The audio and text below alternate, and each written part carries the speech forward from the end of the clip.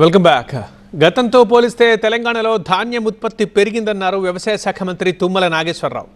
రైతులు ధాన్యం దిగుబడిని 147 నుంచి 153 లక్షల మెట్రిక్ టన్నులకు పెంచి రాష్ట్రాన్ని మొదటి స్థానంలో నిలిపారన్నారు. 500 రూపాయల బోనస్ ప్రకటించడంతో సన్న రకాల సాగు విస్తీర్ణం పెరిగిందన్నారు.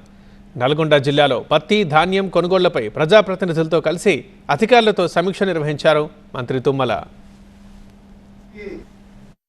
గతంలో సన్న రకాలు వద్దని కొంతసేపు, కావాలని కొంతసేపు కబురు చెప్పినటువంటి పాలకులు ఈనాడు మనం సన్న రకాలకి 500 బోనస్ ప్రకటించాం. దానికి కారణం ఏంటంటే భవిష్యత్తులో పేద ప్రజలకు కూడా రేషన్ కూడా సన్న బియ్యం ఇవ్వాలి.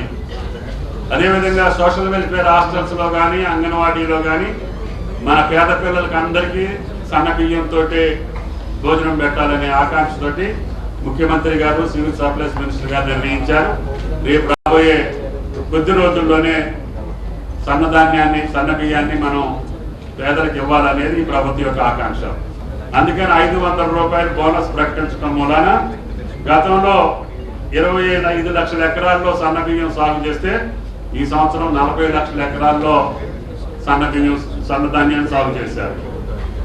అదేవిధంగా దొడ్డు రకాలు గతంలో 40 లక్షలు ఉండేది, ఇప్పుడు కేవలం 25 లక్షలకే పడిపోయింది. అంటే మనం 500 ఇస్తామని చెప్పి రైతులు సన్నధాన్యాన్ని సేద్యం చేశారు.